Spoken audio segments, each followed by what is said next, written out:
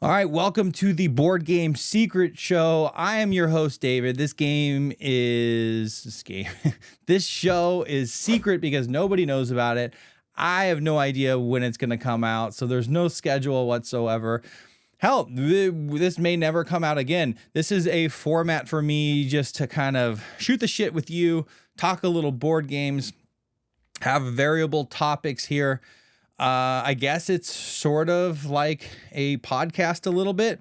It's lo-fi in terms of relative to any other video that I do. If you've watched any of them, you know that they are highly edited, and this will be a little more freeform. Today, we're going to go over some games that are living rent-free in my head. I'm sorry, millennials. I just appropriated your nomenclature. But yeah, there's what, 1, 2, 3, 4, 5 games currently living rent free in my head right now that I am just thinking a lot about. I also want to talk a little bit about 1, 2, 3, like 4, 5-ish games also that I'm thinking about, but I don't have and I haven't played yet, or maybe I'm getting ready to play. One of these games is out on the table right now for a future playthrough. And then we're going to go over some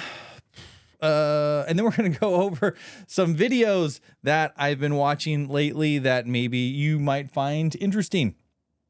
There might be some other stuff that pops up as well. I mean, honestly, it just depends. This is a show that has no format, no schedule, and not even sure we'll hit episode 2, but welcome to episode 1 here. And we're going to start off with some games that are, I just can't stop thinking about. And Arborea, I don't know how to say that. I believe in my review, I said Arborea. Yeah, I mean, this game continues to kind of dominate my thinking. I am thinking about it afterwards. A lot of times when I get done with content or a review, am I recording? I hope I'm recording. Yes, I am. A lot of times when I get done with a review, I just have to move on to the next game. I had this insane sprint of like 67 videos. And one of the things I really regret is kind of moving off some really spectacular games that if I wasn't running the channel, I would have kind of continued to play to death until I was sick of them. So that's why I think this segment, first and foremost, is important, because it also shows you what I'm continuing to play. I might come across some really good games and give some great kind of reviews on them, but are they games that continue to stay in the collection, number one, and I actually get to the table? And Arborea is one of those. Quick overview, worker placement. You place a worker or a villager on a track. That track moves either by you or by your opponent, and you decide when to take that meeple off the track and then send it on its journey to collect all of the things or activate the actions that you need to do, like basically any other worker placement game. On top of that, you're trying to get these ecosystem cards, and you know, there's this kind of tableau building-esque thing where you're trying to get these colors next to each other because there's these animals, these spirit animals that you have to go place in these eco cards. I'm doing a much worse job explaining it now. Go watch my review. So, I mean, basically it's worker placement, and you're building a tableau and placing animals on the right colors to score the most points possible. There's also, spoiler in my review, what I thought was a kind of broken seasons or goal system. But, either way, I kind of continue to think about those possibilities, and I try to think about different strategies, and it's one in which that both myself and my wife are asking to get to the table still. So that's overall a really good sign. This one's fresh. In fact, my last video was on this, so I won't go too much more in detail. If you'd like a psychedelic journey on what this game is and my detailed thoughts of it, go check out the review. So next is Nucleum, which is actually my second to last, and it's a good sign that this game continues to be on my mind. I keep thinking about this action selection and all the variety and the tiles and the choices between building your network or playing them at the top of your board, you're almost kind of deck building if you play them on top of the board, because you're going to want to get them back to you. I guess it's not deck building what I'm talking about, because you can use any action you want, but you cycle the ones back that you really love by placing them on the top of your board instead of building your network. And I mean, there's so much more to this game. You're trying to power these buildings. It's just a mechanically sound game. I think the reason I'm surprised is I could very well easily kind of overlook this because my gaming partner and my wife didn't love it. And it's mostly because I think it just doesn't visually impress very much. There's really no theme whatsoever. I mean, there is a theme. I'll give that. There's some themes, so, you're in an alternate timeline trying to get these buildings and power them, using these nuclear reactors and so on and so forth, and become more efficient and all of that fun stuff. It just doesn't, it doesn't impress, at least to me, when it hits the table visually. But mechanically, I just continue to think about it. I will say I haven't gotten it to the table as much as I would like to, just because my gaming partner, it was also her birthday. We'll talk about a game here in a second that she really wants to play basically often, all of the time. But yeah, this one just continues to be stuck in my mind, and I don't know how the heck I'm going to get it to the table as often as I'd like to. The other thing is I have brass staring at me. It's actually right behind our kitchen table nightly. It's been there for months now. Just kind of goading me and saying like, hey, you need to play the #1 board game in the world. Certainly it adds to my YouTube board gamer imposter syndrome by not having played the #1 board game on BGG. So I really probably need to just buckle up and get that thing played and really bribe my wife with something. I don't even know. To get her to play that one, because if she thought Nucleum was an unimpressive visual journey, I would think that the 50 Shades of Black used in brass is probably going to turn her off a little bit. Next up is Radlands. I love Radlands. Radlands is a game that I got the super deluxe version out of the gates. I can't even remember. It was probably Quackalope or Board Game Co. or somebody that recommended it, and I automatically pre-ordered it. And it came in, and this was a few years ago. My son was younger at the time, and he's the only one that's ever played this with me, and we liked it well enough, and I put it to the side, and then I started this channel. I needed to drum up a little bit of money for new games and equipment and all of that stuff, so I sold it off, and then it came up on Game Nerds on a deal of the day, and I got it back a couple months ago. We just started playing it again, and this game, it is a card-based lane battler. You're playing cards onto a tableau trying to protect your camps. These camps have cool special abilities. You get to like draft camps at the beginning, so you're kind of setting up your game board asymmetrically to start out. You're playing these cards using a water resource. It's finite. You start with 3. You can get more water by playing, other kind of specialty cards. And you're basically trying to protect these camps. All these cards have different abilities. You can use them to attack the other side. There's special cards that help get past defenses and only hit camps. And then you get bonuses if you hit camp. There's all these really cool things that happen in this game. Oh, there's also this event system where you play events and there's a timer, and those events kind of, you see these events coming up on the timer. So you're kind of like looking at your opponent's board and knowing that something bad is coming for you. It's just a freaking cool game. It's really fast when you play with somebody that knows what they're doing.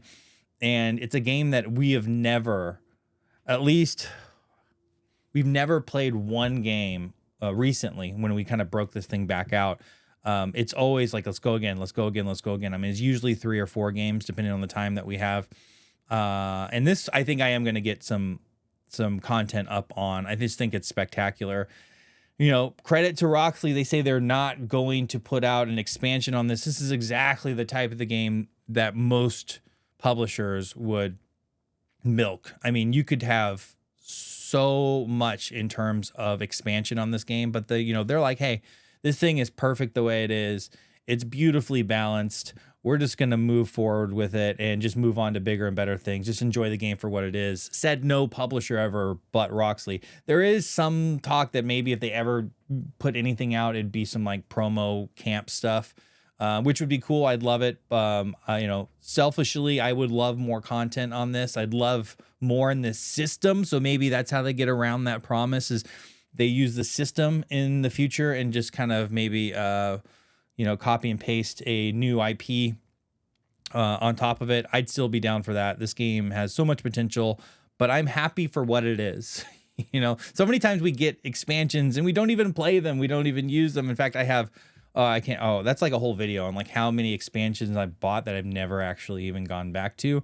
So I got to respect this for what it is. It's just a fun little card game that we can't stop playing.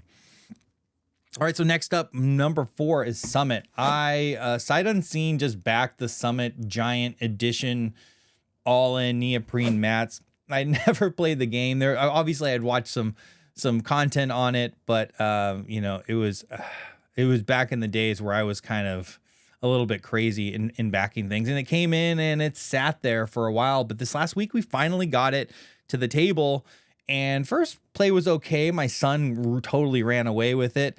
I guess I'll back up. I mean, it's a mountain climbing sim. You're placing tiles with these little rope knots on them, and those are kind of the the movement points that you're able to go up on. Tiles have different kind of effects depending on whether if they're a thin air tile, you have to spend oxygen. Oxygen is a resource that you're trying to kind of manage along with food as well on your player board. As well as special items that give you kind of special abilities and powers. All of them add weight. More weight means you move less of those little knot spaces. The items are just fun and cool. I haven't gone through nearly enough of them. We've only played competitive. There's a teams version. There's a Yeti expansion where this Yeti chases you around on the board. There's a sanity expansion where you have to manage the sideboard, manage your sanity out on the mountain, which I haven't explored any of that yet. A lot of people really like it for its competitive. We've only been playing, a lot of people like the cooperative version of this game or solo. We've just been playing competitive. It can be awfully mean. There's these karma cards that you can use against other players for either good or bad, and you go up and down this karma track, which gives you points at the end. I can't tell if there is not enough of a catch-up mechanic because my son he's gone first both times and front runs it. I have to double check the rules again to see if like the second and third player get some sort of benefit, because it seems like it's overpowered to go first, because essentially you're racing to get to the top and back to this initial camp.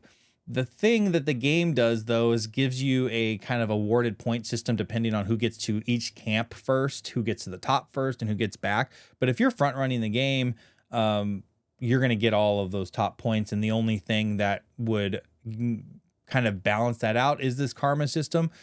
But my son hasn't been using many of those karma cards against us, so he hasn't been going down the karma track. So there's no way to like technically not, the first person up and back is winning every time is basically what it is.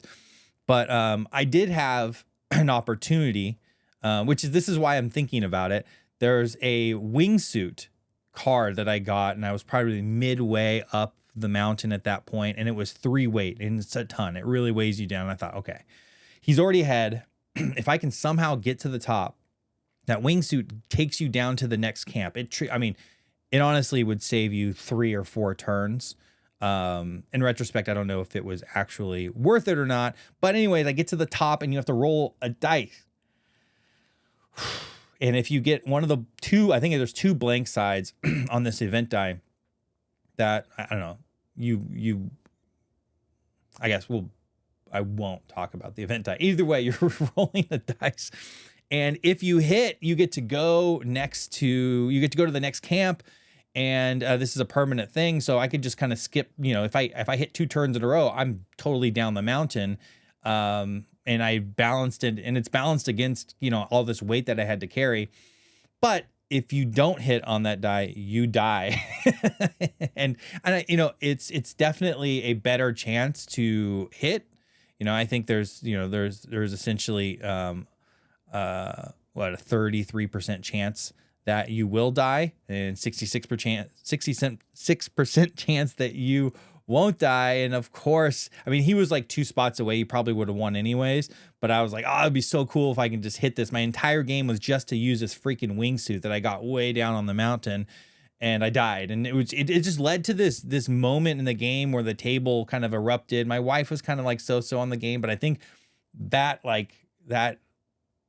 interjection of chaos was exactly what we needed. And the story of the game was my wife and I both against my son, just throwing karma cards at him left and right, trying to do everything we could to stop him going down the mountain. And we couldn't do it. And this was the last chance to be able to use the wingsuit and get down the mountain and kind of, steal the win. I guess at that point, I still wouldn't have been the top point getter.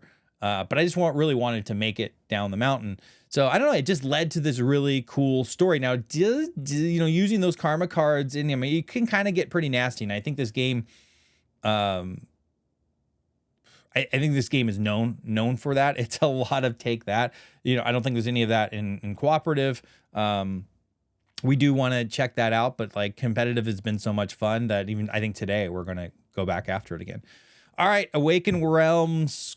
Castles of Burgundy. This was my first exploration of Castles of Burgundy. Once again, another sight unseen, kind of like, let's back this thing. One of the greatest games of all time, super deluxe edition, neoprene stuff. I do have a review up on this thing. I've had it for a while now. We have an insane number of plays in this game. This is my wife's favorite game. This is what she asked for to play her old birthday weekend, so we continued to get it out. And I dominated. I felt a little bit bad. It was her birthday. But I mean, this game is it's just a classic. It's so great. And I thought it's a really good time to get it back out again. Cause we've been playing a bunch of other stuff lately. On the heels of the Puerto Rico, announcement, and Awakened Realms is going to do Deluxify in the same manner Puerto Rico. In fact, I just made a trade for Puerto Rico, the last version, because I want to get a review out on that game. And I just want to play the game and see if it's worth it before I go spend, I don't know how much on this Awakened Realms version of it. I don't regret anything in the Castles of Burgundy version, but man, it's big. And these big boxes that are lining up next to me are really starting to stack up. So I want to see if that, I digress, but that Puerto Rico is any good. But Castles of Burgundy is spectacular. There's nothing else to say. That Awakened Realms edition is so cool. I mean, it's so wonderful, so well produced. The only gripe is I think the inserts are complete trash in the box. In fact, I would literally pay more, and I've thought about 3D printing or creating an insert just for it, just because it's the crappy thin, I forget what it's called, kind of, plastic. It's not game trays or anything like that. I wish it was. It would be way better. But the actual production of the game was spectacular.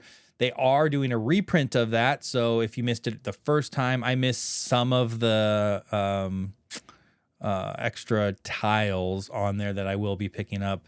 But check it out. It's really good. And if you're wondering about it, it's a pretty old review at this point for me. I've progressed as a content creator since then, but it continues to get a bunch of views. So check that one out. All right, now we're on to some games that are on my mind that I've yet to play. Puerto Rico's one. I just talked about that. Puerto Rico. I literally have no idea what Puerto Rico is. I looked a little bit on VGG. It looks like some unique mechanics there.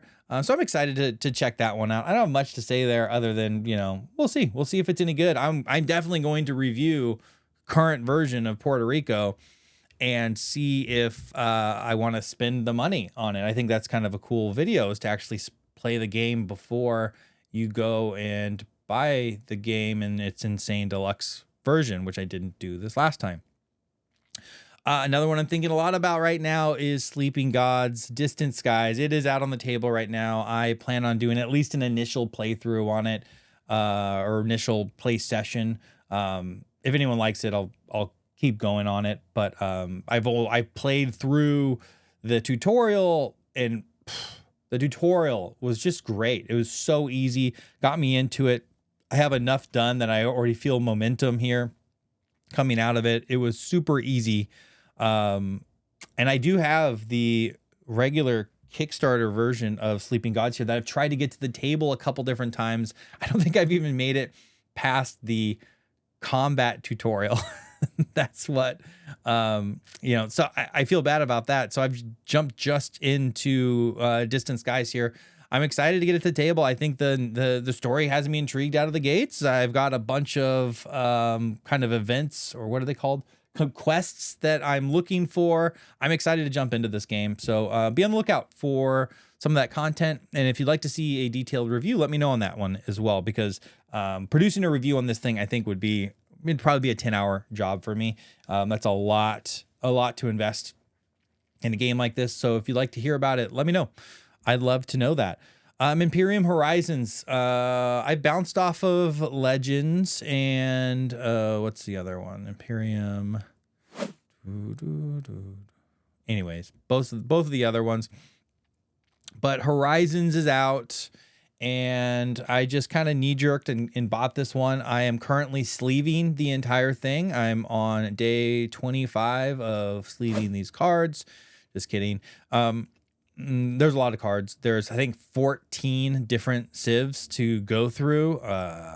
In general, a lot of people are saying some great things. Honestly, what got me on this game is there's a cult and I think an alien civilization. So honestly, that's why I bought it. That's it. Super complex kind of rule set. I don't know. So far, I'm reading the rules right now. It doesn't seem, it's not particularly intuitive. Like I said, I think I got one playthrough on Legends, and I just bounced off of it hard at that point in my gaming career. It was pretty early on in my gaming career. And it's also, I was playing it solo and running, kind of the Automa on that isn't that fun, if I remember correctly. I haven't even got there to the rule book. But I'm excited about it. I think I'm reinvigorated here. It's likely to hit the channel at some point if I could ever figure out how the hell to play it. But yeah, if you are excited about Imperium Horizons or you have a favorite civ, let me know. I'd love to hear about it. Oh, I got a good one. Robinson Crusoe. After like 10, 15 years, I don't know how long it's been, it finally is delivering the collector's edition. I immediately got FOMO. I started watching some playthroughs on this thing, and I thought it was so cool. And the production, neoprene, there's a neoprene mat, so I was like, okay, great. So I tried to trade for it, and I did. Let me show you.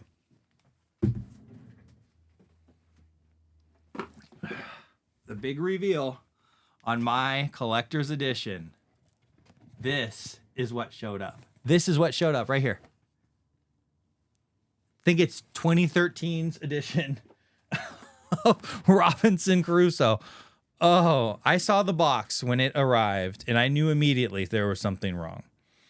The shipping box. I knew I had gotten screwed somewhere, and boy, did I. And it's a really long story how it happened, and I think there's probably fault on both sides. I searched for the game, and I clearly showed this person had it, and I put a trade through, and he popped right back and said, hey, I like the games that you're putting through, but there's nothing on your end. I was like, oh yeah, I did. I sent a blank trade. I was like, well, I'm looking for Robinson Crusoe. And I offered him a big, new, beautiful in shrink games. One of them was distilled. That one wasn't in shrink. That was new. And it was on Mars as well. And I had written I even have more on your list. Like, let me know what else you want. And he's like, oh no, I'll take it. Like, okay, great. He's like, I'll send it through. And he sent through the trade, and I clicked through. There's just the top it was a bunch of stuff, all these expansions and everything. So I was like, oh, that's got to be all of it. And I clicked through the top link, and the link sent me to a picture of what I now know is just the second edition box, which looks a lot like the collector box. So I assumed it was it, because I had already seen in his description about all the stuff, which pledge it was, and all of the play mat, and he had all of the stuff. Come to find out, he sent me a trade for 2013 version, and then I go and I look and I see that that now is off of his trade list, which I also thought was odd. This really felt bad for me. It's a lesson learned. It's a few $100 lost. I really didn't want to get rid of On Mars. It's been sitting there, something that I really wanted to play. So it just feels bad. Like if I would have just given up a couple of games that I hated. But I mean, these were just pristine, On Mars was in shrink, and it was probably a little bit less money wise than the collector edition would be. But, if he, if he wanted to, I would have, negotiated up and all of that stuff. But, I got burnt, and now I have that version, and I can't decide whether it is available for pre-order like in June. One of the things I do to justify spending the money is it's for the channel. And like, if I wait till June to get content up on it, I don't know how impactful that would be. I'd really like to do it now, but I really don't want to pay the eBay fees on that one. That's the markup is pretty rough. I think, people are coveting this thing. It's taken so long to get here. It's finally here. And the people that stuck through it and had invested their money for I think it was 3 years, certainly deserve the premium, I think, at this point. I just don't know if I'm willing to pay for it, especially after just losing out on that trade. So hell, I may play the 2013 version, although I opened it up and it's a complete freaking mess. Honestly, it gives me nightmares trying to figure out what the hell is in that box. But now I have this kind of nostalgic, I don't know, art piece of the original Robinson Crusoe. A game that I did pull the trigger on eBay was Seventh Citadel. That is sitting, I'm waiting for it. It's coming from Canada, so it's been forever at this point. I saw a playthrough. In fact, that's a foreshadow to the next segment here.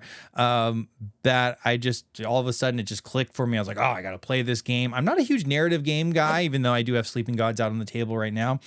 But there was just something about watching this initial playthrough that was just so interesting. What is this, like this fantasy medieval gardener or something? I don't even know if that's literal or not. I actually stopped watching shortly into the video because I didn't want to ruin the thing for me, because I immediately just found it on eBay, and for whatever reason I got a decent price on one in Canada on an offer.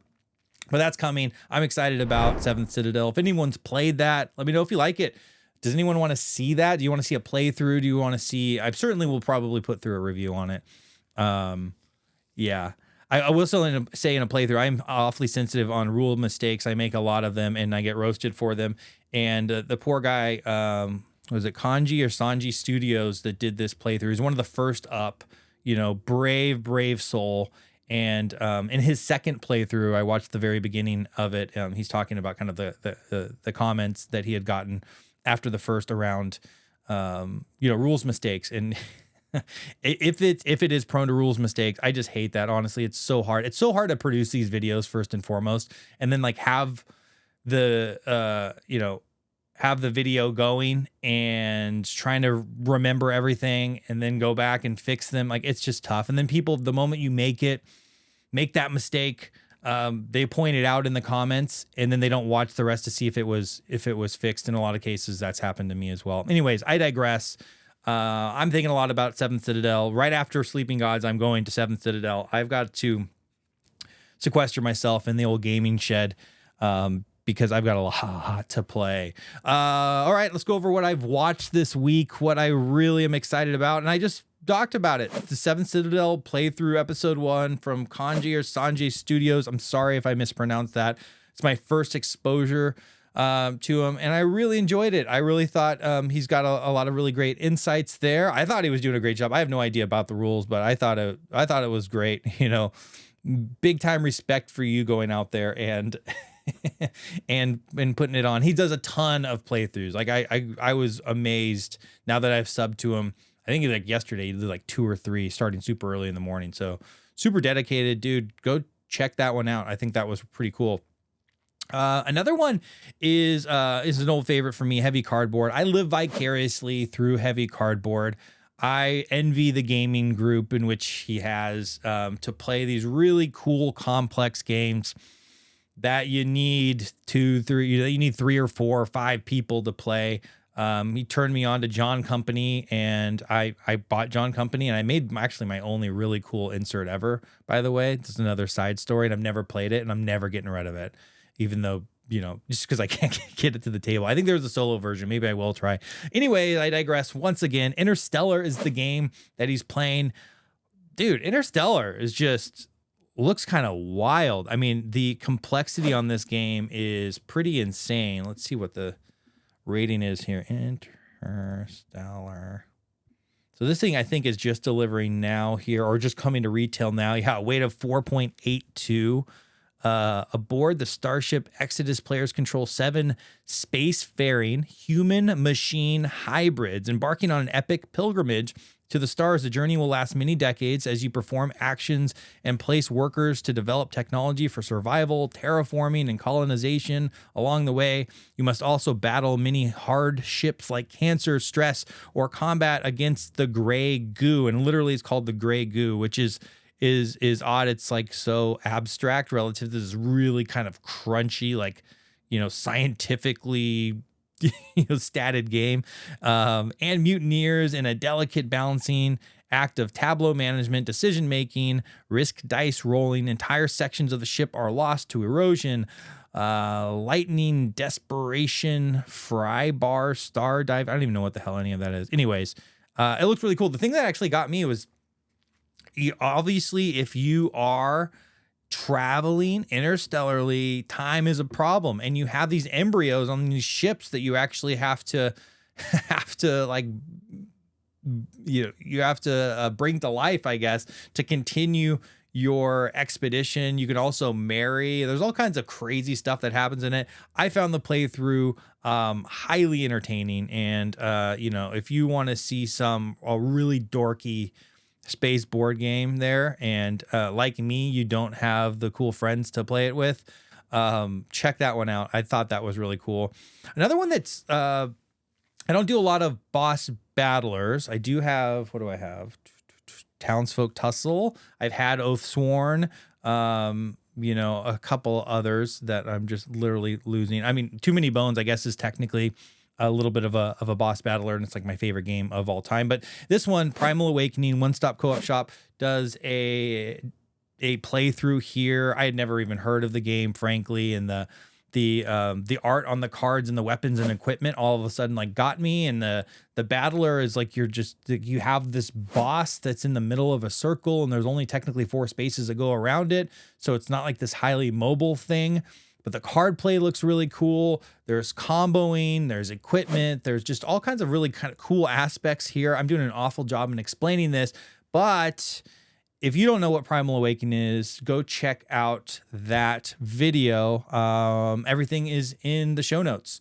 So that's it. Those are all the things I am watching. That's everything that's stuck in my head right now. Yeah, I'm about to jump into some Sleeping Gods, so I got to get out of here. Let me know, did this resonate with you whatsoever? Me rambling on. I have no idea if this will get views or not. It's probably going to stay the secret show, so let's keep it between you and I. And on that note, I'm out of here. See you next time.